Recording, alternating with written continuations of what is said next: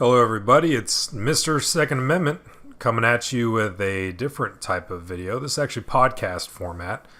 So if you guys are going to be driving or you're going to be working on a project, you just want some background noise, this might be the thing for you, especially if you're into the Second Amendment situation like I am. Some of you know that I've been active duty Army for the past 5 years, and I'm in the process of clearing and transitioning out back to civilian life. And it's been an awesome time, a lot of ups, a lot of downs. Got to serve with and meet a lot of awesome people. Got some lifelong friends, great experiences for the most part. And the reason why I'm mentioning that is it has not allowed me to be as current or up to date or to do as much that I really want to do with this channel, including some other projects that now I'm going to have more time and the ability to actually pursue these things. One of which is podcasting, which is something that I'm going to get into, starting with this video right here. So the audio quality and the format might need some improvement. I'm definitely open to any constructive criticism or ideas that you guys have. But we're going to be talking about some topics that are pretty important, pretty serious, especially with things that are going on right now. And the bottom line is, I can only speak for myself, just as kind of a lower subscriber and viewership GunTube gun channel.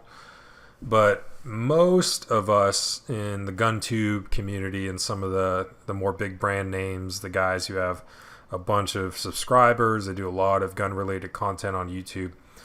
I don't know what they would say, but if you ask me, if I could just focus on the passion of, shooting guns, the educational part of promoting safe and responsible gun ownership, and instructional videos, how to zero your AR15 and gear and gun reviews. Here's the Blackhawk omnivore holster. Here's some other stuff. And just kind of stick to the passion and the freedom and just kind of everything involved with lawful, firearms ownership for freedom-loving Americans. That is our right. And if I could just stick to that, that would be awesome. But the challenge is this is not a basket weaving channel. This is not, scrapbooking or something. When you're doing a gun related channel, there's kind of this political elephant in the room. And I'm definitely not, especially my personal friends know, I'm not, I don't shy away from talking about politics. I believe, as American sons and daughters, that we do have, not just the option, but an obligation to stay current with everything that's going on and actually formulate opinions and, logically, rationally, calmly, with good intent to approach each other in conversations, not to, slam each other down. I like attacking ideas, not people, and I like to keep things very calm and reasonable. Test my own ideas in thought exchange, debate, conversation, and share ideas. And I believe that's something that we should be doing. So I don't shy away from talking about politics. I generally don't include that in my channel as much. Like I said, if I could just stick to the passion and the actual, act of lawful, responsible gun ownership and teach people along the way and show you guys some things that, whether you're brand new or you're not totally sure on guns or whatever you're coming from, even guys who own 1 million guns, you guys have been doing this for a while. I like to make my content a place that you can go just to enjoy the passion and the basically everything that involves the Second Amendment of just self-defense and all the byproducts that come with that, target shooting, recreational stuff, hunting, everything else that kind of follows in the wake of that. But every now and then, there does come a time for every gun YouTuber that we kind of have to address the political elephant in the room. And right now, I felt like it was time. I do have a little bit of time here, and I'm trying to, open up kind of this podcasting format. And you guys will have to tell me if you like it or not. But it is kind of the time here to be doing a video with recent events. So in this video, or I guess in this podcast, I'm going to be talking about, we got Congressman Beto O'Rourke from El Paso, Texas. I've spent time there actually recently, but he's coming out there saying, hell yes, we're going to ban your AR-15s, your AKs. And actually I have a quote here from 25 September. Seems relatively recent here. And he is quoted as saying he was visiting Dayton, Ohio, and I apologize if this is a little bit out of date, but this is either relatively recent, within the past month or two for sure. He's quoted as saying, understanding that there are 10 million of those weapons of war out there in our homes and on our streets must compel us, I believe, to call for bringing every single one of those guns back home. End quote. Okay, that's kind of a interesting statement there. Let's see if we can break that down. So I've had friends asking me, and some of you guys have been asking me, would this be legal and would this be plausible? So, we're talking about the concept of passing a law that would require owners of AR-15 and AK-derivative rifles and or pistols, I'm sure, compel us to sell them to the government in some kind of massive buyback operation. And I don't like the term buyback, and it actually kind of dovetails into this quote that I just read from him. But is it legal? Is it possible? Well, legally speaking, we're talking about millions of Americans who have lawfully purchased, legally possessed private property that, we do not wish to sell this, and we are being compelled to in this future hypothetical scenario. Is that legal? Well, I think my intellectual opponents would probably be the first one on the spot showing up with eminent domain, where, the classic example of Farmer Jed has his land and everyone else has sold their land to the state who is trying to do, let's say, an interstate lane expansion. So they want to move it to 6 lanes. It requires purchasing the land and developing it all along the side of the interstate. And they have this one guy who's holding out, and everyone else, the state has all the other land that they need for a 20-mile stretch or where they're trying to do this, for example. But there's that one guy who's holding out, saying, nope, this is my land. I don't want to sell it. And I am not a lawyer or attorney. I'm not practiced in law, especially when it comes to, cases of eminent domain. I don't understand the intricacies there. But under certain circumstances, the government has been able to argue a case that this is for, the greater good, and, this needs to happen, and we are going to take this land at constitutionally what is called just compensation. And that is with the concept that if eminent domain or something like that is required to happen for reasons that the government must justify, then they can do it, assuming it is proven to be justified, but it has to be done at just compensation, which means essentially in modern verbiage, that would mean appropriate value. That this person needs to be compensated justly, appropriately for the value of what they had to relinquish against their will. Can this kind of circumstance legally be applied to firearms ownership and the right or privilege, the ability to own land is not expressly given its own Bill of Rights within our Constitution. The right to own firearms is, in the form, of course, is the Second Amendment, further fortified by District of Columbia versus Heller in the 2008 decision, where the Supreme Court did rule and decide that actually 2 things of interest here that matter. One, that individual firearms ownership for lawful self-defense is, in fact, yes, an individual right, which many of us were like, well, of course, that's the whole Second Amendment thing. And we've embraced that forever. But it's important because that was codified in the majority opinion in that case. So the second important thing is also in that case, the Supreme Court decided and ruled that guns that are in common use, that's the actual phrase, cannot be banned.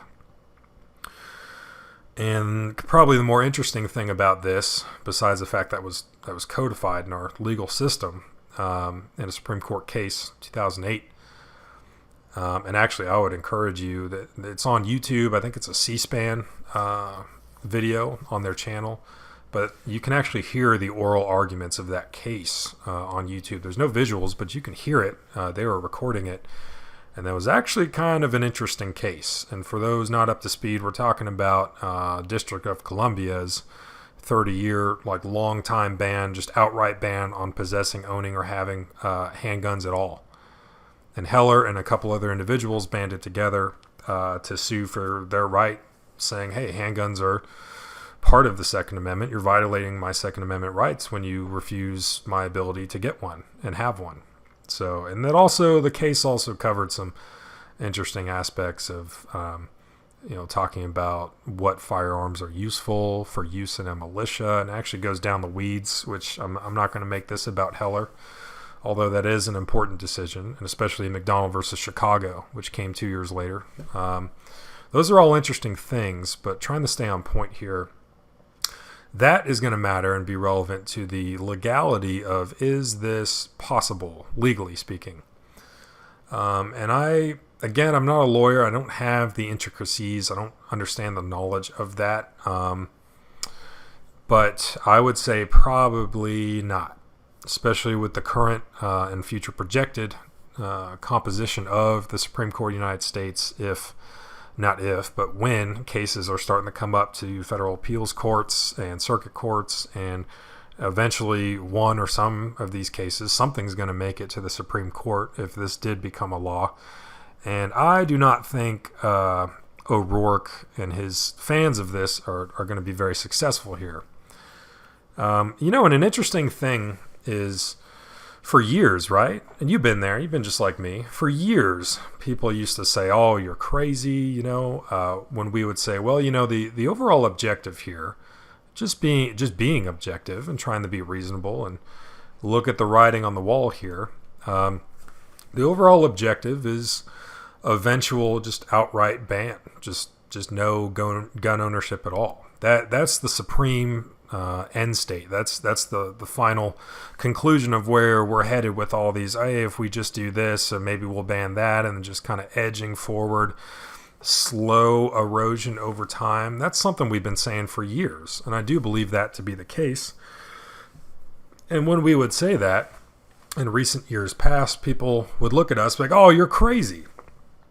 Nobody's coming for your guns. Nobody wants to take your guns. Nobody's saying that, we need to ban all guns or even all types of guns. Okay, we're just looking at X, Y, or Z, and that's, air quotes, common sense gun legislation, isn't it?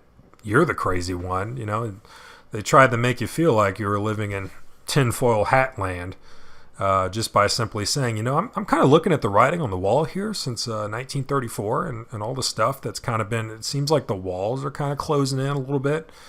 And I don't think it would be too far of an extension to say that perhaps there's kind of an end state here that's kind of slowly building blocks over time. And, people used to look at you like you were crazy. But then we have recent events like O'Rourke out here saying, well, we're hell yes, we're going to take your AR15s, your AK-47s. Those who know about firearms nomenclature, that's a rather curious thing to say. But I'm just going to run with the assumption he does not understand firearms like we do. And that's okay. We're going to work with that. So, but previous to this, I think it was about a year or two ago, retired Justice Stevens of the Supreme Court came out in an op-ed. I think it was Washington Post. I can't remember the publication. But anyway, he came out in an op-ed and said, it's time to repeal the Second Amendment to the United States Constitution. And when that came out, I'm sure you guys probably remember that, but that was all of us who they had been telling us, oh, you guys are crazy. Nobody's out there saying whatever, that that they want to take your guns away. We're just looking at doing this and that. And then here comes retired Supreme Court Justice Stevens coming out in an op-ed saying it's time to repeal the Second Amendment. And then he was bashing on the Heller decision. Oh, that was horrible. So maybe for people who have short memories or are not paying attention, maybe the case could be made that we're crazy and we think this is, that's some pipe dream. Nobody's coming after whatever. But for those who are paying attention and looking, we're going to maintain that. And I'm going to go ahead and personally maintain that. I think that is eventually where certain politicians or certain trains of thought would like us to go, to a future reality where private firearms ownership for lawful self-defense is not allowed, that it's illegal. And the interesting thing is, even if we repealed the Second Amendment, that would still not change the fact that you have an inherent, natural, inalienable right to self-defense and the right to own firearms for lawful self-defense. And see, that's something I want to clear up real quick. I'm amazed at the confusion here. I think we're suffering when it comes to high school civics class. I'm not sure what the problem is, and it's really difficult for me, with a bachelor's in history, to look at where we are and just wonder how are we so uninformed, or we don't know some very basic things. But touching on that, when it comes to the Second Amendment or the Bill of Rights in general, there was a pretty serious debate between our founding fathers, and this is going back to the Constitutional Convention, where we had the Articles of Confederation of Perpetual Union, and that was actually the full title, but we all know it as the Articles of Confederation, our first Constitution. And we realized we had some problems. So now we were coming in trying to do a second Constitution for our country. And not going to get into the weeds on all that. That could be a really cool historical podcast if you guys are interested in that. But there was a pretty serious conversation and debate, chiefly between the Federalists and Anti-Federalists over, are we going to include a Bill of Rights in our Constitution? And actually characters like Thomas Jefferson, my personal favorite founding father, he came out and said, if we codify and we list a list of things that, that we hold to be self-evident, and when we cite these things as inalienable natural rights, if we put a list down, well, that's simply just going to give a future government just the ability to look at the list and carefully sidestep that and then just abuse the hell out of everything that's not on the list. We shouldn't even publish a list. It should be like this all-knowing factor that, the rights are out there. And others were arguing, well, and keep in mind, this is right after the American Revolution, where we won and earned our independence, and we were trying to make this thing work.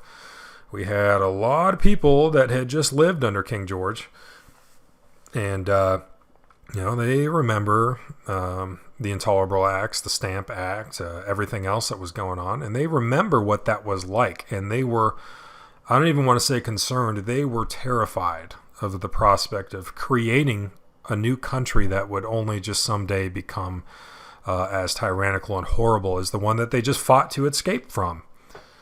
So there was a lot of pretty serious discussion, but ultimately it was decided that we are going to do a Bill of Rights after we get this thing ratified.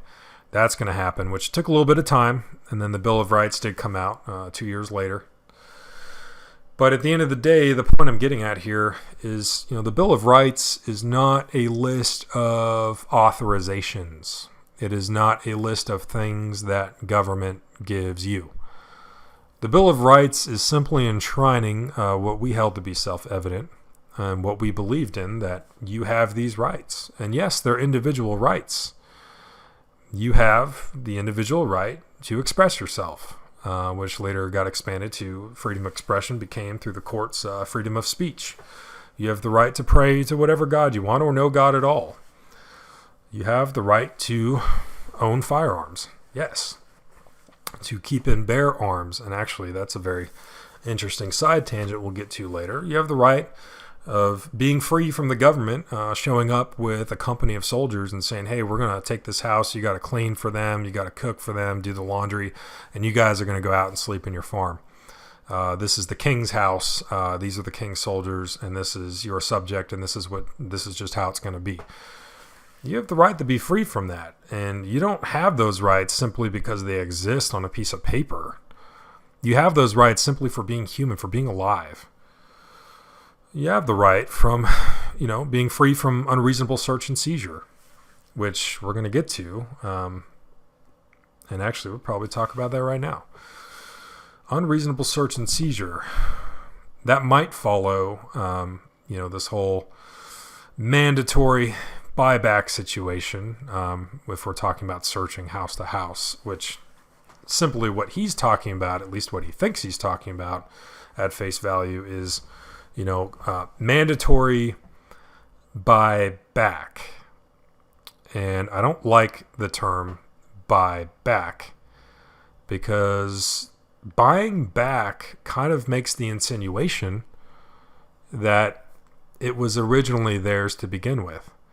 If I sell you a lawnmower, and then after about a week I realize, I kind of made a mistake. I really do need that lawnmower.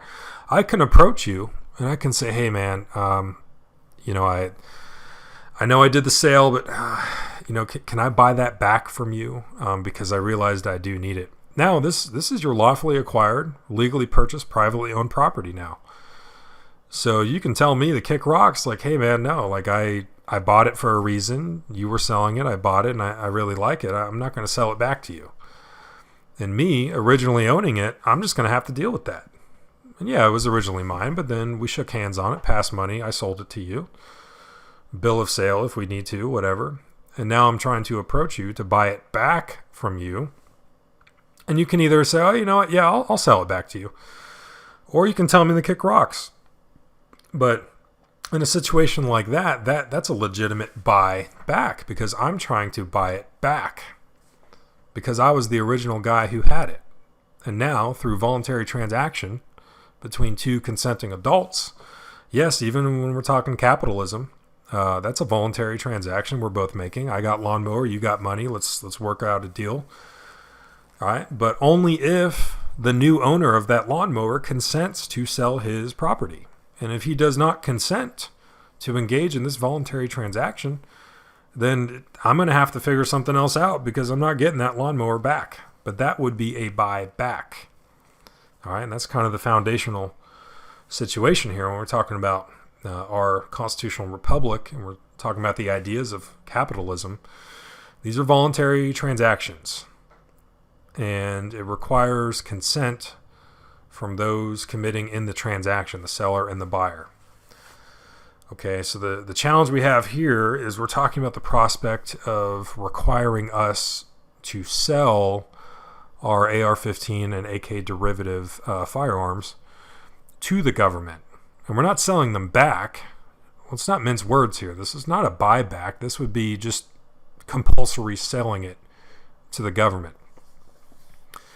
Well, I don't consent. And I'll go on record right now. You guys have seen my AR-15s in my videos. Yes, I own AR-15s. And kind of jumping the gun here on the next part of the discussion, is this plausible? I'll tell you right now, it is not plausible. You know why? Because I know at least one American citizen who is still going to have AR-15s no matter what gets passed. And that's me. Yes, I'm going on record. You know I have AR-15s. You've seen it, and I'm telling you, they're not for sale. I do not consent. I do not want to, and I do not consent to engage in an involuntary transaction where I must sell my legally purchased and privately obtained property. I do not consent. So no, they're not for sale. And no, they're not being bought back. You were trying to buy them, but they were never yours in the first place. And going back to the Bill of Rights, these are not a list of authorizations. These are not a list of allowances that we got from government that they threw these scraps to us from their table. That's not the Bill of Rights. These rights are ours. All right, this is your America too. We are all Americans. All right, this is all part of the deal. This is what you get just for simply existing. And if you're spiritual, these are the rights that are endowed to you by your Creator. All right, simply for being a human being in our country, you have these rights. They are not allowances. It's not the bill of needs. It's not the bill of allowances. It's not the bill of things that we decided to give you. It's the bill of rights, enshrining what is already ours. So no, I know this is not going to work from a physical, logistical, practical, realistic standpoint, because I know at least one person who is still going to have AR-15s, whether something like this passed or not. And that's me. I'm always going to have AR-15s. You can bet on that. So that's how that's going to be. And you know what? If someone has a problem with that, well, maybe you should have been in Afghanistan with me. Maybe you should have been in Iraq with me. Maybe I haven't seen you in either of those places next to me, putting boot to ass for the country. Last 200 meters of American diplomacy that we're putting action to words and ideas that we have in our heart and soul. All right, I took an oath to the Constitution, and that oath does not expire. And, when we're talking everything here, kind of reeling it back in, this is all Article 1 of the United States Constitution. Okay, and that's probably should have started there. How many listening right now? And it's not to belittle you. I'm just asking, you can internalize that with yourself. But how many people listening right now? How many of you read your United States Constitution? How many of you can list how many articles there are, what these articles are? How many of you can list the amendments or constitutional amendments? All right. So if you need a little brush up, I would heavily suggest actually reading it and see what it says, and then read our amendments and see how we've changed it 27 times since its ratification. Might supply a little perspective, especially if you inject a little historical study about how did we get here and where did this document come from? Who were the men who wrote this? Who were the first Americans that we had? And you really start researching that, and you research and look into it, study history, it'll give you a bigger appreciation for what we're dealing with. And moving forward, and I actually want to go back to that. So buy back, that would not be them trying to buy back what was never theirs to begin with against, with a lack of consent. I don't consent to this transaction. But then I'm going to go back to the Beto quote here. Let's see.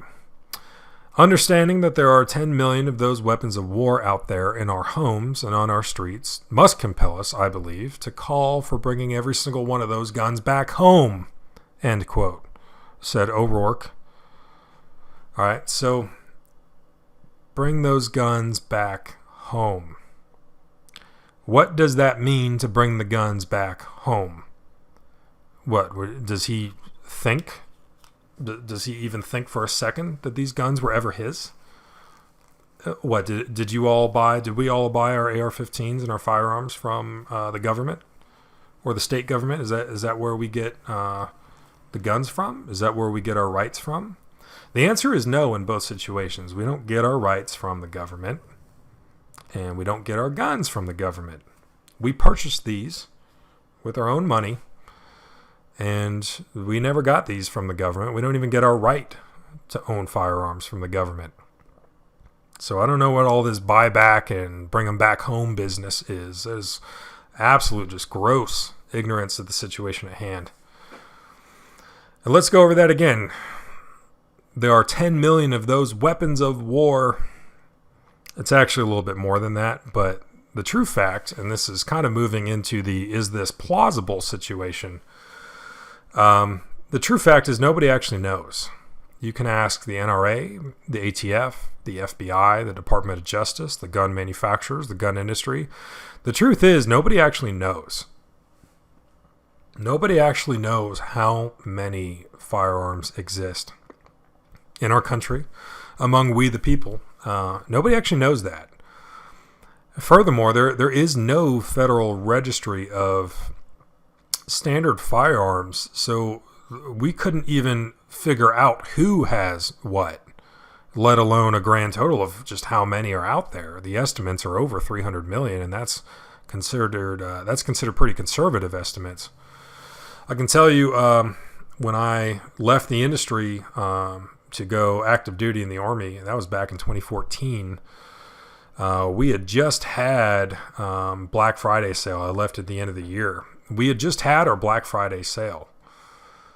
And in that sale, and that was one day of firearms purchasing in the United States of America. Just one day. Now, yes, it's Black Friday. It's a huge retail day for everybody.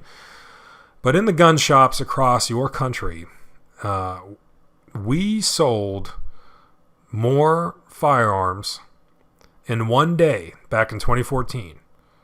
And it just, the record keeps going up and up and up. But just in one day of sales, we the people purchased more firearms than the entire United States Marine Corps has, plus a brigade combat team of soldiers from the Army. Now, if you don't know the size of what that's talking about, that is a lot of guns in one day. And the funny thing about that is, going back to the whole concept that nobody knows. All right. They were just looking at the amount of NICS checks that were done, the amount of background checks that were being done. All right. So you can buy multiple firearms on one background check. Also, depending on, if you live in a free state or not, if you have a valid concealed carry permit, you don't even do a background check. They check the validity of your permit if you're still in good standing, and then they send you on your way. So that's not counting how many concealed carry permit holders there are that were not needing to do a background check. They just check the permits. And that's not counting for everyone else who's doing NICS checks, background checks. That's not counting how many guns they actually took delivery of on the same 4473, the form that you fill out to purchase a firearm. So that was just one day. All right. So nobody actually knows how many guns are out there. Nobody actually knows who has what. Now, there are some states like California, and that's probably my chief example, because having been in the firearms industry there, working at the gun shop, gun range back in California before I left for the Army, spending years behind the counter and on the range. But that's where I get most of my experience from. But I know New York and other states, have a similar thing with gun registry. But California registers handguns and long guns at the point of sale. It's called a DROS, a dealer's record of sale. And they started doing long gun registration about 4 or 5 years ago. But prior to that, long guns were just put on quantity. There was no make, model, serial number, barrel length, all that, whatever that California does with their registry. So even in a state like California, which supposedly has some of the toughest gun laws in the country, which is actually relatively true. I think in some states on certain laws, things actually get worse. But even in a state like California, their own state registry is incomplete, and not all the information is totally accurate. And that's a state that enforces, at least at this point in time, compulsory registration at the point of sale, so that it's not even up to you if you're going to do that or not. It's automatically registered to you. And then private party transfers, individuals that want to buy or sell, they have to go to an FFL, and the FFL has to process that. And the registration goes from the original seller to the new buyer. But even then, there's so many guns that they don't have in their registry. And I am particularly fervently against gun registration. I don't see how it helps anything. I only see how it hurts things. And historically speaking, I have problems with gun registration. But logically, intellectually, doesn't the train derail somewhere on that? If the Second Amendment here is, the right of the people to keep and bear arms, and it shall not be infringed. And the whole concept, the whole task and purpose behind the Second Amendment was allowing we the people to have some kind of last form of defense, to do what our founding fathers did if all else fails and we have no other option. This is the breaking glass in case of emergency option. in the face of absolute tyranny. If that was the task and purpose, which it was, then why would you give information about gun ownership to the very thing that we own guns as a last resort against? It just seems kind of counterintuitive. It doesn't seem to make sense. But anyway, it's not going to be plausible because we don't know how many guns are out there. Even in states like California, the registry is not even complete. Now, states like California DOJ, which I have my own opinions about based on my experience dealing with them, California DOJ would absolutely, just in a minute, volunteer California's registration information to the federal government if something like this, the mandatory, air quotes, buyback program actually passed on a federal level. States like California would absolutely volunteer that information. Oh, here you go. This is everything we have. Okay, but what about, okay, we got California, New York, New Jersey, the typical freedomless states, but what about all the free states, the other states in the union, where there are millions, hundreds of millions of guns? No registration records or anything even exist. There is no thing. It's not like if you got pulled over and somehow, we're going beyond a Terry stop, this becomes a vehicle search and law enforcement officer sees a firearm, they run the serial number, and then your name and address and everything comes up. In a state like California, that would be the case, assuming that gun is actually in their registry. But on a federal level, that doesn't exist. He's going to run the serial number if he chooses to, just to see if it's a stolen firearm in, the National Stolen Firearm Registry. Other than that, there's not some spooky thing that's going to come up with your name and address, or they have, a dossier on you of, John Smith, and he has, 10 guns, and these are all the guns we know he has. No such thing exists. Now, when you purchase a firearm, you fill out an ATF form 4473. It's going to ask for your name, place of birth, your current address, even your height and your weight, your race and ethnicity. Then it's going to ask all the qualifying questions. And then Section D of it, you're going to have to, the dealer is going to fill out the make, model, serial number, and caliber of the firearm or firearms that you took delivery of on that day after the background check, and then paying the gun shop for the gun. But those records are kept on file with the FFL itself. So the only indicator that anything even happened is you doing a background check that, hey, on this day, John Smith did a background check at this gun shop, and that's it. It doesn't even actually say if you took delivery of anything. Maybe you did the background check, filled out the paperwork, said you wanted to buy it, and then maybe your card got declined or something. You're like, oh, I'm sorry, I'm going to have to save up more and try to come back later. So you ended up actually not taking anything home that day. Well, the only thing that's going to exist is at this point in time, on this day, at this place, this person initiated a background check to try to purchase a gun. Now, whether you actually took delivery of it or not, that's not information that's going to tell you. It just says a background check was done. The only record that exists that you actually purchased that firearm is on file with that FFL or that gun shop, licensee, and they have to keep it on file for no less than 20 years. Now, if the gun shop goes out of business, or it changes ownership, and the new owner he's getting his own FFL and he wants to clean the slate and do his own thing. If that FFL is closing down for whatever reason, all these bins and buckets and files of paperwork over decades of gun sales, depending on how long the gun shop has been around, all of that goes to the ATF.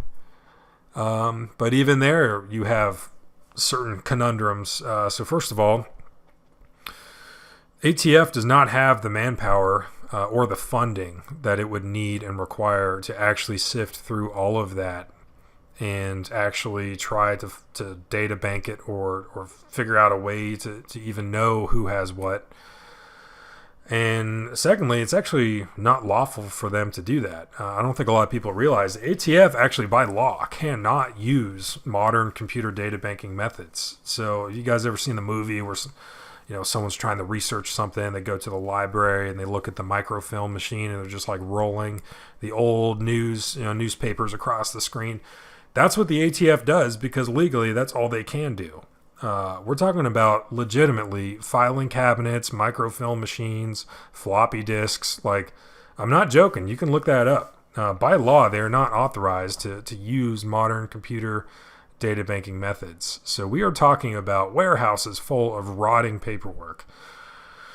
And that's what happens to a gun shop that had a fire and everything burned down. What happens if the records were stored in the basement of the gun shop and it flooded and all this stuff happens? What happens if these records somehow get lost at some point or time for a justified reason?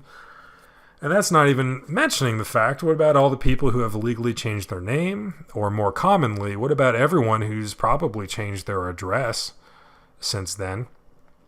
What about everyone who, let's assume they did have the manpower and the money and the time, and they could actually use modern technology to attempt to come up with some registry, some shadow registry of the guns that every individual American citizen owns, which I have like severe, plausible, logistical doubts that that's even possible when we're waiting 9 months for a tax stamp to come back for a suppressor.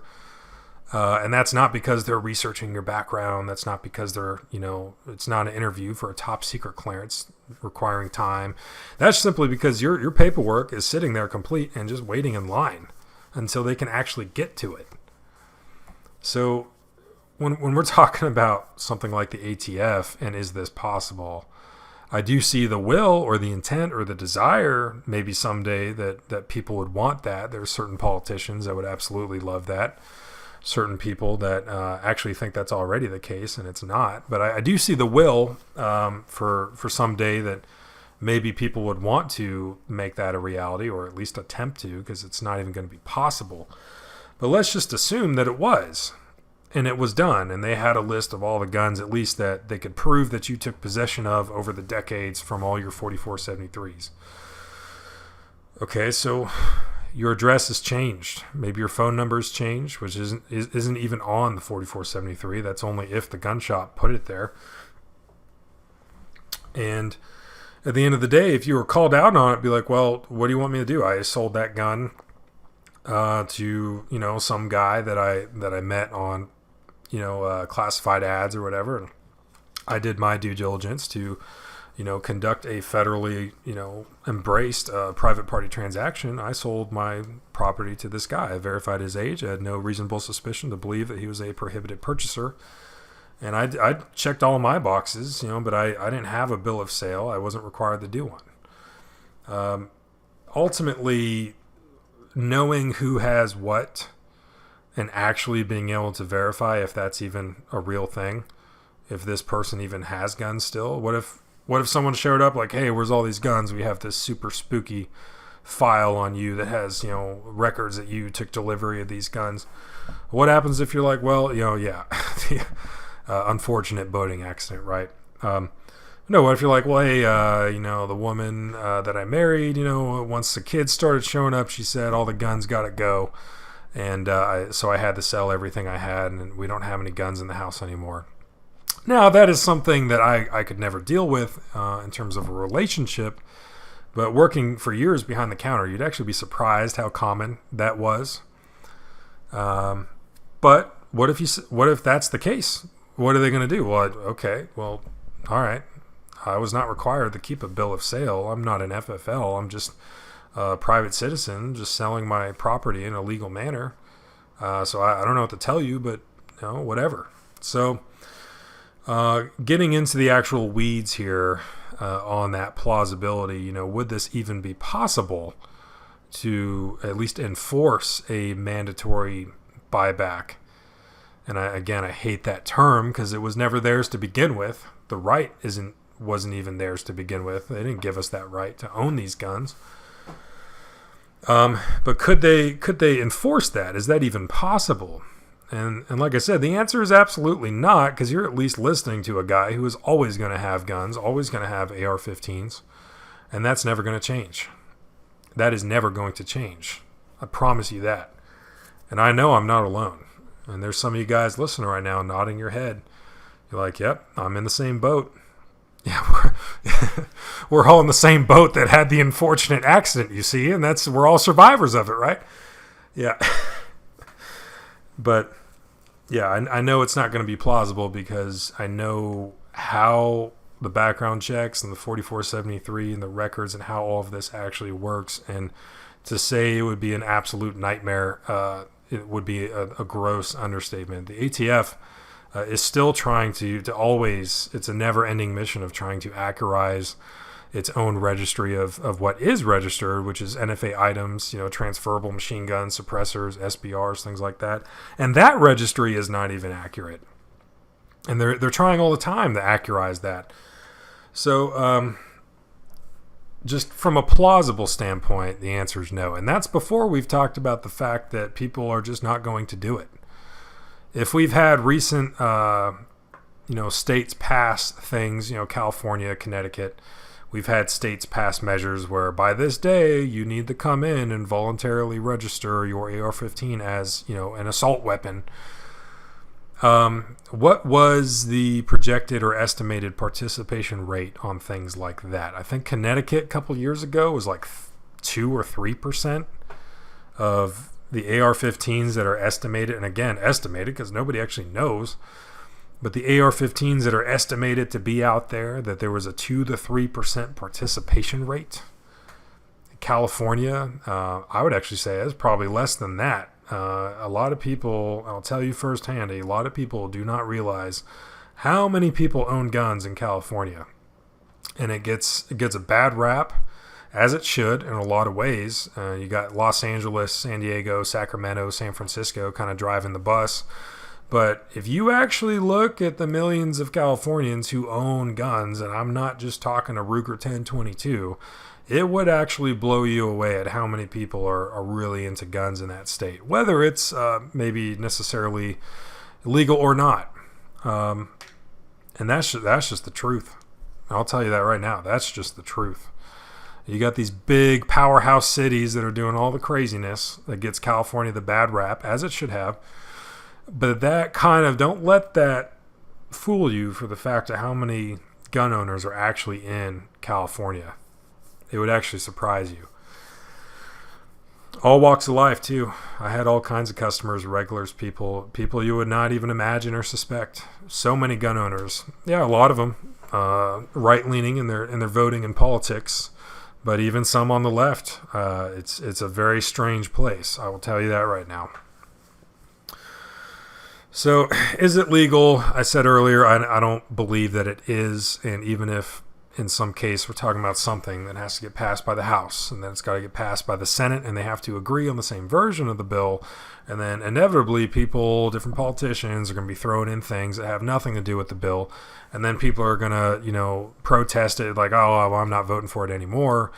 But if they can actually get their heads together and pass something, at least at the congressional level, that it passes the House and the Senate, and now it lands on the executive's desk where he can play around with it, desk veto. He can veto it outright. He can sign it. Are we even going to get that far? I don't think so. But assuming we did and something like that got passed, would it be legal? Absolutely not. Would it survive? Absolutely not. And especially the current composition of the Supreme Court, I think they would love to take that case. And when that case shows up, it's going to be a nightmare for the gun control crowd. I think that's something that we've seen little traces of, but I can't wait until it happens full bore. But the gun control crowd, or the anti-gun crowd, going crazy with all these laws. Hey, we're doing this year. And if it's a state like California, they got the majorities. They pass anything they want. They get what they want every year. And it's just continual, it's like clockwork, continual erosion every year. That's not even a question. But I don't think they understand that they need to start being careful with how much they're going to trash the Constitution, because you might just have that lawsuit. You might just have that Heller and Associates kind of deal. You might have those people out there that say, you know what, I got a war chest of money, I got a legal team, and I'm being supported by all these numbers of different gun owners of America and everybody else, Shooting Sports Foundation, and we're going to war on this, so I'll see you in court. And then that court case starts to go up to the Supreme Court, and what started as business as usual for the anti-gun crowd, just passing another restrictive measure this year, actually makes its way to the Supreme Court, and then it totally undoes everything forever. And Heller, and then, additionally McDonald versus Chicago, these were cases that were absolute nightmares. They got more than they bargained for. And if probably in retrospect, they would have just gone away with the handgun ban. I think at least the DC crowd and their legal team, they kind of thought they had it.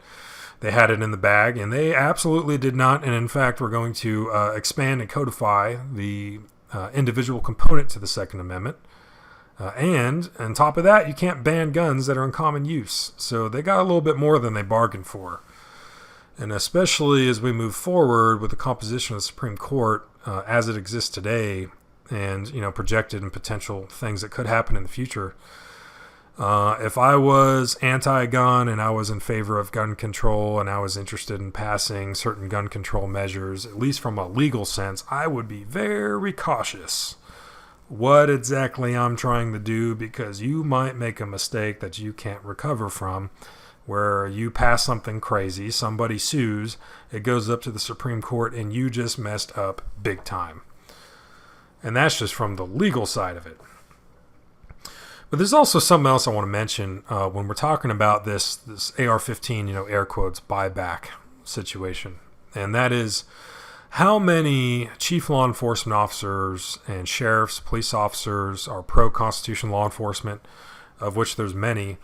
But how many have already actually come out and said, no, we're not enforcing that. No, we're not doing this. I got friends in Colorado.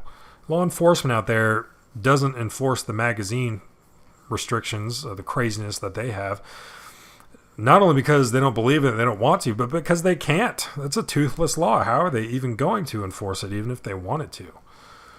You have certain sheriffs out there, Sheriff Clark, being one of the more famous, but you do have chief law enforcement officers of certain jurisdictions where they say no, and that's how it is right now.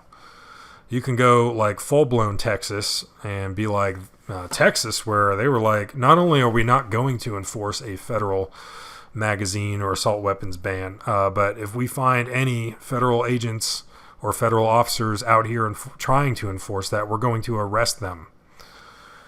So you already have some blowback, and this is before we're getting up there on the stage saying, hell yes, we're going to take your ARs. No, you're not. Get out of here. I treat everything as a serious and credible possibility, although I do see some very severe issues with the plausibility of such a thing happening. I do see some very severe issues for them if they really do want to make this a legal reality.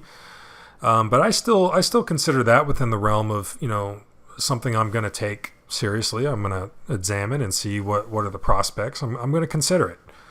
I'm going to consider it as a serious potential possibility, even though, at least in my opinion, it would definitely not physically, logistically possible. It's not realistic, but legally, I think it would have some pretty extreme challenges.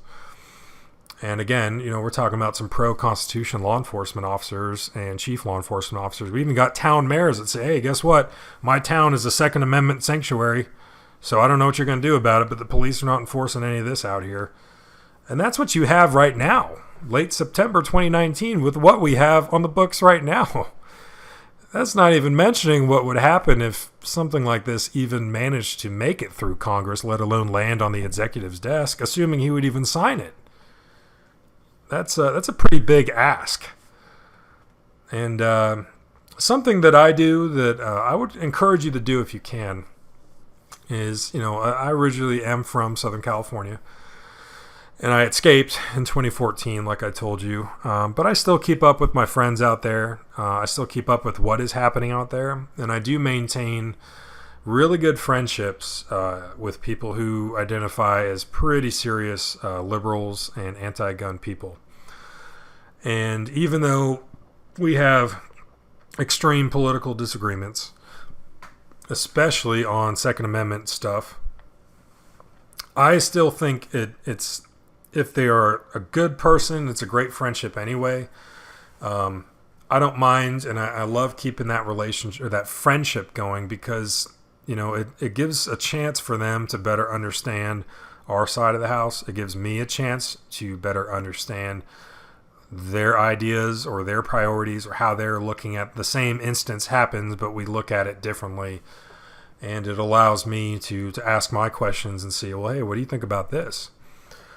And from my liberal friends that I do have and talk with, they're telling me like, yeah, because I was asking, well, how do you guys feeling about the Democratic debates, and the candidates are out in the field right now. And, I got to tell you, across the board, all the liberal friends, the family members that I have and that I know and I talk to, nobody is all that excited about Beto. And in fact, just kind of as a side note, nobody is all that excited really about anybody in particular. There's not really that driving, unanimous, easy, natural choice that everybody can get behind. Nobody's feeling like super excited here, especially about Beto. Actually, one of my best friends, she told me like Beto just needs to go back to Texas and try to go to the Senate like a normal person or something. That was her exact words. So at least the way that they are looking at their candidates, just understand that Beto in the grand scheme of things is not really at the top of anyone's short list from what I hear and from what I understand. And another thing, kind of going back to what I was saying earlier about, being back and them trying to make us sound like we were in tinfoil hat land when we were saying that, oh, no, nobody's coming for your guns. You're just crazy. What are you talking about? I actually saw that when Beto had that moment. Hell yes, we're going to take your AR-15s, your AKs. Did you see how the other candidates were looking at him during that moment?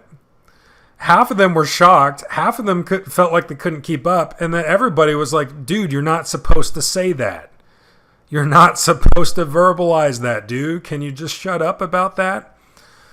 And actually, the same kind of reaction did happen when, Justice Stevens, like I said, when he did that op-ed saying we need to repeal the Second Amendment. There were people on the gun control side who were coming out and saying, dude, this guy just needs to shut up. Like, we cannot be out here saying this craziness because now we're not gonna get any support.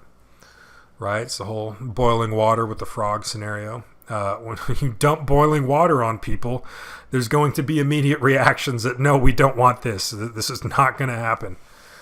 Lots of crazy times. But anyway, on that situation, I do not believe that it would be legal, assuming it could even get passed, which I have severe doubts about at this moment. And on top of that, do I think it's physically, realistically possible when we look at how many guns are out there, the fact nobody knows who has what, the records of which it would be impossible to actually attempt to even compile some kind of registry that would be out of date and incomplete anyway?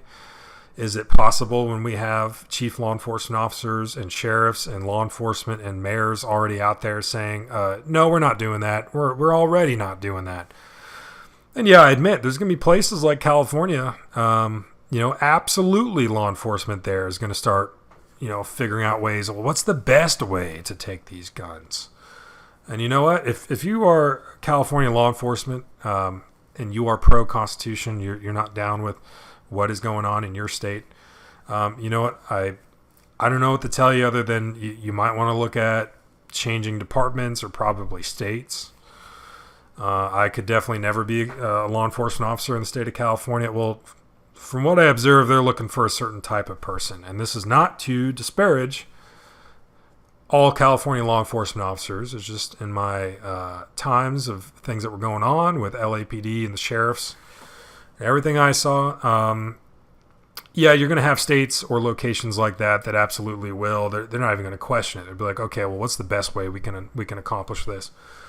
But then you have the entire rest of America. At least my sheriff of my parish, he teaches concealed carry on the side. He's very pro Second Amendment, and it's kind of how things are out here. Everybody's spread out. If people, he encourages people to get concealed carry permits, to have firearms in their home for self-defense, because especially when it floods and it rains out here, there are some parts of this parish or this county that are not trafficable. You just physically can't drive to when it's flooding. People are really on their own, and there's only one of him and so many of his deputies, and that's a big county or parish to deal with. So he absolutely encourages it, tries to teach and train people, get people, concealed carry permits, and he encourages that. And I love having a chief law enforcement officer of the location that I live that is all about it, because he's like, I'm tired of showing up to crime scenes where people were not able to defend themselves, and our response time was horrible because it's a huge county. There's only so many of us, and by the time I get there, it's all long since said and done.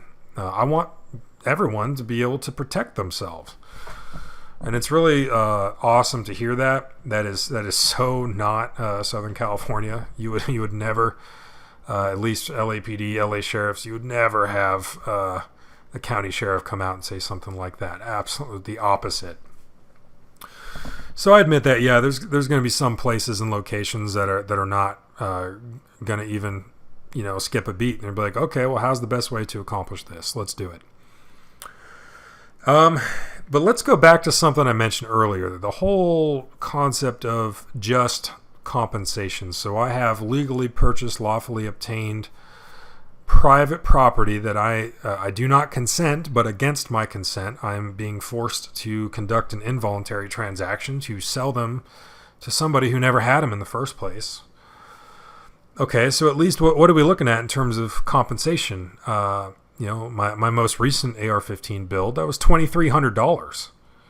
Am I going to get $2,300? Well, first of all, I'm not selling anything back. I do not consent. I do not wish to sell, and you're never going to get it. Guaranteed. Facts. But in some hypothetical, a dude has a $2,300 AR-15, and he goes to do his, duty at a 1 to 3% participation rate amongst the gun-owning public, and he goes in there to sell it. Is he going to get $2,300 for his build, for his AR? Some of these AKs these days, I'm telling you, rifle dynamics, stuff like that, well worth the money, but boy, are they expensive.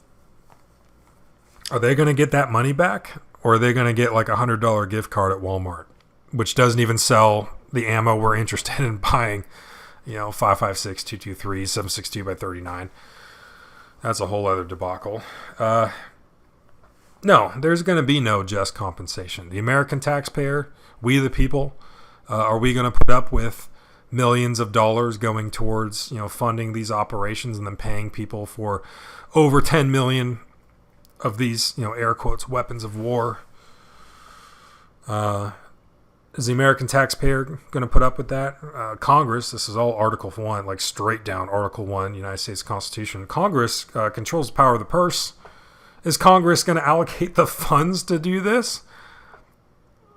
We got government shutdown and sequestration. We got government budget situations going on, man. When I was in Iraq last year, we were facing the prospect of, the government is shut down and you guys are not going to get paid.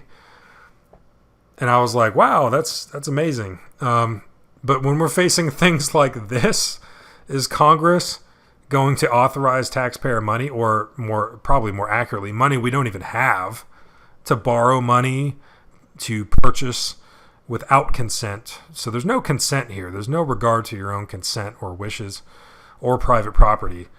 Are we going to authorize that as Congress to borrow money to pay for this? Talk about a tough sale. The Army, it took us decades to get enough money just to buy new handguns. We got Berettas that were falling apart. We finally got that to go through. And now we're looking at the prospect of Congress trying to authorize a bill that would allow for, borrowing money to pay for this Wazoo program. There's no enforcement value. There's no way you can enforce it. Assuming you even have a chief law enforcement officer or law enforcement officers that are actually willing to even enforce it, of which there's actually not there's more than you would think that would not do it. And it would either be open, active resistance of, nope, I'm holding a press conference and I'm just telling you right now, we're not enforcing that. Or it would be passive. And maybe there's a law enforcement officer who pulls someone over and realizes they have an AR-15 back there, and maybe he decides to not say anything and send them on their way. with a speeding ticket or whatever it was. Do you think everyone's going to go for that? I mean, like I said, yeah, places like California, New Jersey, New York, absolutely. But the rest of the country, yeah, probably not. Tens of millions, all right? And let's talk about the last thing. This is probably deserving of its own topic or its own podcast here. But the last big thing, I think with the gun control crowd, the biggest thing I fight and I have to deal with, and I'm willing to talk to anybody. I'll talk to anybody. But when I talk to people who are on the other side of the gun issue, it's more of inquisitive. It's more like I'm asking them questions just to kind of see where they're at. The most recent conversation I had was a woman. She was saying, well, I really just wish we could, if I just don't want domestic abusers, being able to buy a gun. And I was like, that's already, and I wasn't mean about it. I was very respectful. I'm like, but, that's actually already the law. That's in the 11 series questions on the 4473. Like, that is one of the disqualifiers. And if you lie, it's going to show up in your background anyway. Like, it's not necessarily that every one of our, gun control opponents here, someone on the other side of the fence, it's not necessarily that they don't know anything at all. It's that there's quite a lot that they know that actually is not factual. And I don't think we do ourselves any favors if we go out there all hot and heavy and get into this crazy, and you start attacking people, not ideas. Being reasonable goes a long way, and asking questions to them. Let them explain it. If this is what you believe, let's go ahead, explain. I'm all ears. I'd love to listen. I'd love to hear you say it. And then you start realizing that, okay, there are some factual issues here. If it's cool here, I'm just going to interject, but that's actually not true at all. And then you just keep going. You might actually find that everybody kind of walks away with a little bit more information, a little bit more understanding for each other. As American sons and daughters, I think we all are obligated to have an opinion. I mean, we were challenged to create a more perfect union. That is an eternal task. All right, task, condition, standards. All right, that is what we are held to. That was the challenge that our original founding fathers gave to future Americans, and that also does not have an expiration date. They understood and they believed that we, back in the 18th century, when they were writing this, they knew things were not perfect, but they challenged us. They opened the door and say, hey, you guys make it better. So that is our eternal challenge. I think it's okay for us to have opinions. It's okay for us to talk about it. And I think it's even better if we can be reasonable, respectful to each other, realize we actually have more in common than we think, even though we have horribly other ends of the spectrum when it comes to certain political ideas. But it doesn't mean that person is my mortal enemy. All right, the Taliban, Haqqani Network, Al-Qaeda, ISIS were my mortal enemy. All right, there's a difference there. These people are part of my American family, the gun control people who think opposite of me. And we have extreme disagreements, but it really is refreshing to talk to them, see if I can make a positive change. They're still part of my American family. And you know what? And that's one big message. Like, it does not matter what gender, all right, what race or ethnicity, what background you have. This is your America too, all right? These are your rights too. This is all our country. We are one giant family. We're trying to figure this out. It's okay to talk about issues. So I encourage that. Like I said, I'm willing to talk to anybody. I attack bad ideas. I don't attack people. And I think when you do it that way, this is like some Poor Richard's Almanack, Ben Franklin stuff, here. That a spoonful of honey attracts more flies than a whole jar of vinegar, right? Let's go back to Founding Fathers literature, 18th century. Anyway, actually, kind of going backward just a second, my last point here on the plausibility of this actually being able to happen, this whole mandatory, I guess, air quotes, buyback situation, is, let's say it, somehow it goes through the House and the Senate. They agree on the same thing. They pass it. It goes through Congress. The executive manages to sign it. So we've got Article 1 and 2. And let's say somehow it survives Article 3, Constitution, judicial branch. I mean, I'm talking this is like full bore, like redlining on Marbury versus Madison. You know, is this constitutional or not? Assuming it even made that far, I don't think it would survive judicial scrutiny at our Supreme Court. But let's assume it did all that, and let's assume it made it that far. We have some kind of federally mandated buyback program. Of which I think a lot of jurisdictions are not even going to waste the money or the time to attempt to enforce that. They have like real criminals to worry about, real stuff going on every day, pro-Constitution law enforcement that is out there. But assuming all of that falls into place and every cop in every jurisdiction, everything, every locality is willing to even enforce that, we still have some challenges. And this is kind of, in the pro-gun community, we kind of hold the keys to the castle when it comes to firearms knowledge. I've been in the gun industry. I've been an infantryman in a dismounted reconnaissance troop for the last 5 years. I'm a school-trained armorer. I was a machine gunner on deployment and, reconnaissance scout. I know a thing or two about weapons. And you don't even need to go that far. If you're just a standard freedom-loving American who owns firearms, generally we kind of hold the keys to the castle when it comes to firearms knowledge and when it comes to how do these guns actually work, what features do they have, what would potentially make one gun more effective in a lethal encounter versus another. We hold the keys to the castle on that, and there's very few of our opponents who hold the keys to that castle. Very few of our opponents, the people in favor of gun control and more restrictions or air quotes, common sense gun legislation. Very few of them have even bought a firearm. They've never gone through the process. They actually don't know a lot about even the paperwork involved and the actual process of what actually happens, let alone, from a basic design parameter and effectiveness standpoint as an end user, what makes a firearm, more advantageous for, self-defense or personal defense, what features or characteristics or design features, how does this thing work, what makes it so popular. They don't really have that, and we do. That's not to be abused, and I think that's probably a subject of a future podcast.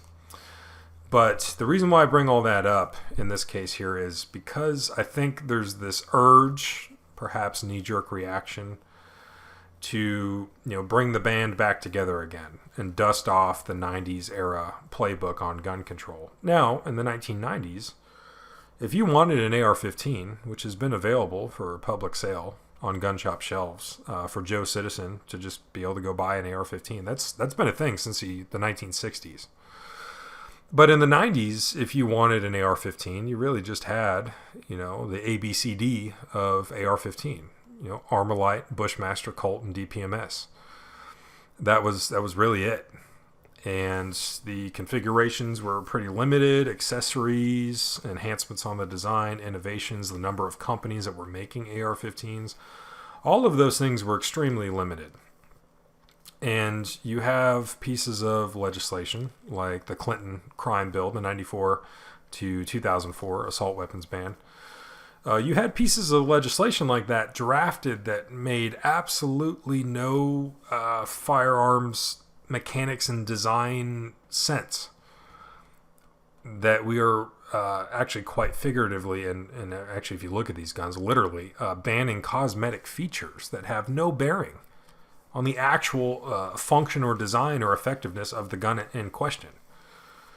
And I mean, this is kind of what we get when you have laws that are drafted by people who do not, they don't hold the keys to the castle. They don't understand firearms. Few of them have even bought a gun before, let alone actually, do some independent research on a fact-finding mission to go actually discover what is this all about? What is going on here? It doesn't mean you have to be a school-trained armorer or a firearms designer or an engineer. It just means doing a little bit of the homework. And, I think if as American sons and daughters, if we are to have very strongly held beliefs, I think the obligation, the mandatory requirement there is we must do independent research and really understand what the issue really is before I feel like it's appropriate for us to have such a fervently held belief. We're dealing with a side that does have a lot of people in their ranks. Let's be honest about that have never bought a firearm before. They've never gone through the process. They don't understand what the law is. They don't know even the basic rules of gun safety or the basic design parameters of what makes a gun more or less effective. So when we hold the keys to the castle, and the people who don't hold the keys to the castle and they're not interested in doing independent research or figuring these things out, then we get laws like the 94 crime bill. And then we get laws, or at least bills, that thankfully never made it to law, but the post Sandy Hook, a proposed assault weapons ban. And you want to talk about bringing the band back together. I mean, they got Dianne Feinstein, one of the original characters there on the 94 bill. She came back, brought the band back together again. They're starting to draft this legislation.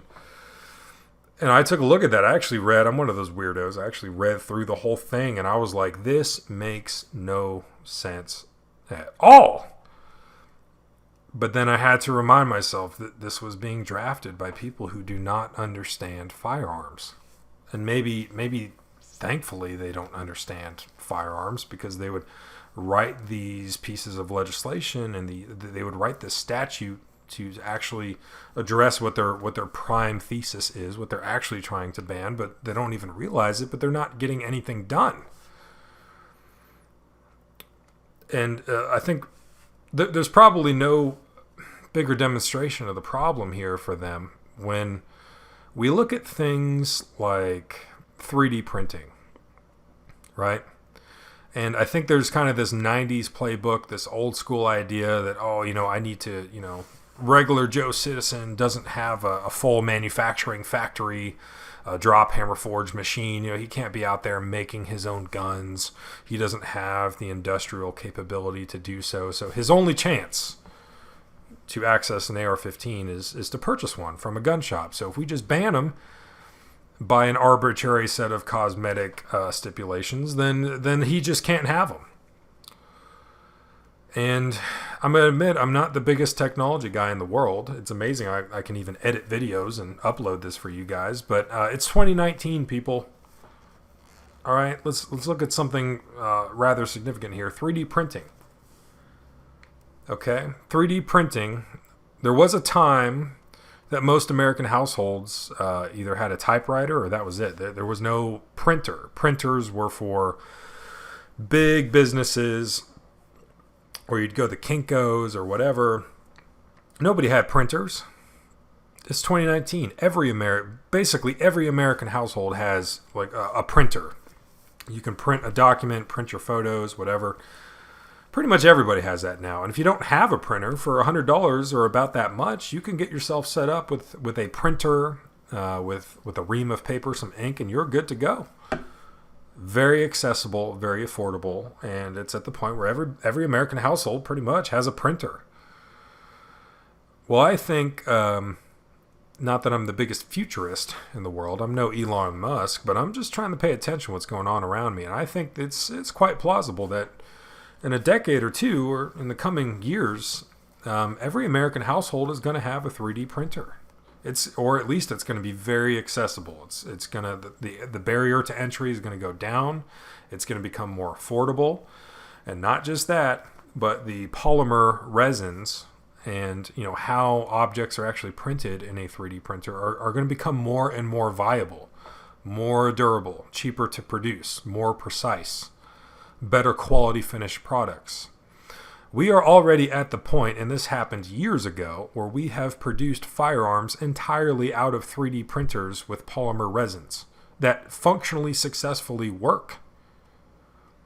We have also, with the metal 3D printers, with the metal media, we have also produced guns entirely made from 3D printed metal parts that function for hundreds of rounds. Already right now, and this is not relatively recent news, this is from years ago, we have 3D printers that can produce firearms, both out of polymer and metal. That's only going to improve and get better with time. The technology is going to be more accessible. The printers themselves are going to be cheaper. The polymer resins are going to get better. I hear from a buddy of mine who's really got a pulse on technology and the industry that they're looking at UV light and different technological advancements when it comes to resins and UV light and how durable, how much stress can these parts take, how precise can it be printed. We don't have to do the old filament thing anymore. We can now do it this way, whatever. But the bottom line, you know what I'm saying? 3D printers, I think, are going places. And I think they're going to be affordable. They're going to be commonplace. Everyone's going to have one. And here's the more challenging part for people who are in favor of gun control. I believe, and again, I'm not a technology guy, but I believe once something goes online, it's never going away. And whether that's the conventional web, I guess, the dark or the deep web or whatever the distinctions are there, it's always going to be there. Right now, currently, and for years running, and every day, hundreds are getting uploaded, but there are blueprints online that you can download for your 3D printer that give you the blueprints on how to print AR-15 lowers, how to print 1911 pistols, how to print different guns and designs of firearms that are viable, that function, and that work. So, I'm trying to wrap it up here and just say that it's 2019, people. Dusting off the 90s era playbook or, borrowing a page out of Australia's history and trying to do this compulsory purchase program or buyback. It's not going to work, people. It's not going to work. And going back to that $2,300 AR build. Okay, what if that person, they paid $2,300, they built the complete AR-15 and it's functional, it's good, mandatory buyback situation passes, and now they have to compulsorily do it. Maybe they're the 1 to 3% of participation among the gun-owning public that actually goes out there and, sells it. What if he takes it all the way apart and he just gives them an AR-15 lower receiver? And then they say, well, where's the rest of it? Where's the barrel, the upper receiver, the stock, the pistol grip? Where's the rest of this thing? And then he can reply, well, I was just required to bring you the gun. By the ATF, and this is factual, 100%, been this way for decades, the firearm is the serial numbered lower. It is the lower receiver on an AR-15. Again, keys to the castle. Gun control side generally does not have the keys to the castle, but you do, and you know what I'm talking about. You just show up with a strip lower where all the parts have obviously been taken out of it. You turn in the serial numbered by ATF parameters, and by the law, that is the firearm. You're not turning in the barrel, the red dot optic, the forward rail, the bipod, the stock. You're not turning in the whole rest of the gun. You're just taking the parts out of the lower receiver and turning that in and selling it for $100 at Walmart. What are they going to do? What happens if you go home, download some plans, 3D print a new lower, and now this thing has no serial number. You put it all back together. You still have an AR-15, and now you actually have $100 at Walmart, so you can go buy some .22 long rifle ammunition, whatever. So, and that's the thing is, I don't think... The challenge is the other side does not have the keys to the castle, and that's why I encourage reasonable, good faith conversations where you purposely do engage in conversation and thought exchange and working with each other and talking through people who are on the other side of the gun issue. And there's no shouting or screaming. There's no craziness. You are attacking bad ideas. You're not attacking good people. And you guys might find more common ground, but the overall task and purpose here is they are going to understand a little bit more. And they're going to understand a little bit more about why you believe the things you believe. And, it's not because you want to be a macho man and you just want to look like Rambo and you want to own these like cool toys, and everybody else, the safety of our society needs to fail because you want to, be a macho man. Once they actually talk with us in a rational, good faith conversation, sit down, have some coffee or some drink and sit down, talk about it, they can actually start to fill in more pieces of the puzzle. They can actually start to see who we are and why we believe, the things that we believe. And you can understand that too from their side. These are things that are valuable. And I admit, I am adamantly pro Second Amendment. I am one of those guys, you see politicians or people go up there. Well, I respect and I love, I'm a fan, I respect the Second Amendment, but, and I'm sitting there like, but what? What's this whole but business about? But what? What are you talking about? Either you support it or you don't. Okay, like this is black or white, okay? When it comes to our freedoms and our liberties, all right, this is a yes or no kind of deal, okay? So anyway, I'm going to wrap this up. I hope you guys have enjoyed this podcast. I hope it's been a little bit informative. I'm totally open to any discussion in the comments. You guys go for it. Any, ideas or critiques or any improvements that need to be made here, definitely willing to listen to it. If you guys enjoyed it, please let me know, because I enjoyed it. And, I'm looking forward to the comments that you guys have. But thanks for watching, and appreciate you being here. I look forward to, in the near future, having more time and capability to produce more video content for you guys, but also more podcast formats like this. So again, thank you for watching.